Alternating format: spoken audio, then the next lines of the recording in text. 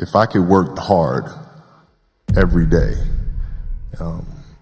with being blessed with the physical tools that I have, what would my career be?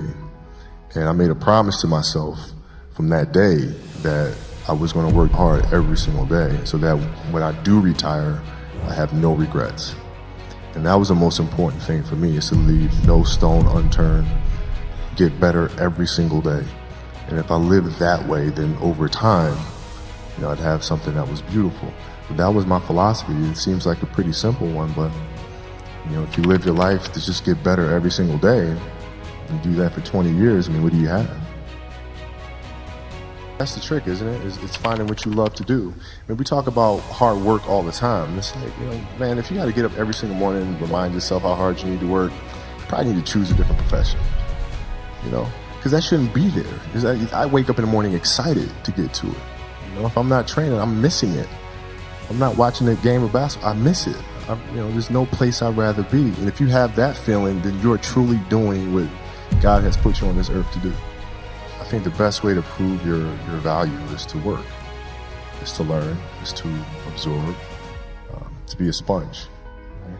But you always want to outwork your potential. As hard as you believe you can work harder than that.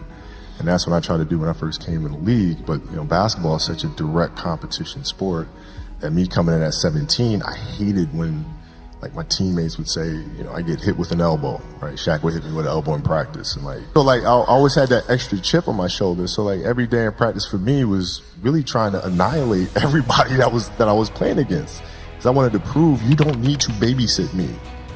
I'm fine, And so it's always that competitive nature, the work ethic, and curiosity. Because I asked a lot of questions. Playing with Byron Scott, I asked him a lot of questions.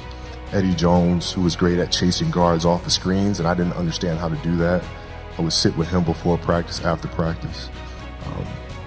Magic, James Worthy, Kurt Rambis, Kareem Abdul, all the Laker greats. I would always sit down and just ask them questions about certain games that I studied growing up. What actually happened there? What did you feel there? Why? Phil introduced meditation to us when he came to our team in 99, 2000. And it was something that I instantly gravitated to because I could see the effects. Right? I used to watch, studying the games, the Bulls teams, and watching their demeanor, watching their composure. Playing in a tough place in Utah during the finals and being down 17, you couldn't tell if they were down 17 or up 20 or a tie game. It never changed. And I was wondering why the hell that is. And that's when I started doing more research. And when Phil came, I immediately gravitated to it and found myself accepted the challenge of finding what that space is. And for the 81-point game, man, to be honest, I wasn't even thinking about the game. My knee was hurting so much. I didn't know then, but I had a flapper joint, a cartilage stuck in my joint line. And so my mind was really trying to go to a place where I don't feel that pain. And the game started, and because of that, I was just in a different space. I wasn't worried about what was to come. I wasn't worried about what just happened. I was just here. And when you're just there in the moment, playing plays right in front of you, your focus is heightened because nothing else matters. What was really your work ethic like, and for how long did you stay disciplined? Well, every day. Since for 20 years, it was an everyday process, and trying to figure out strengths and weaknesses. For example, jumping ability. Now, my vertical was a 40, it wasn't a 46 or a 40, 45.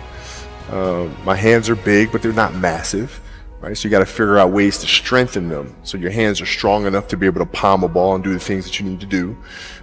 Quickness, I was quick, but not insanely quick. I was fast, but not ridiculously fast, right? So I had to rely on skill a lot more. I had to rely on angles a lot more. I had to study the game a lot more. And, but I enjoyed it though. So from the time I can remember when I started watching the game, I studied the game and it just never changed. What does losing feel like to you? It's exciting. Why is it exciting? Because it means you have different ways to get better. There's certain things that you can figure out that you can take advantage of, right? Certain weaknesses that were exposed that you need to shore up, right? So it was exciting. I mean, it sucks to lose, Right. but the hardest thing is to face that stuff.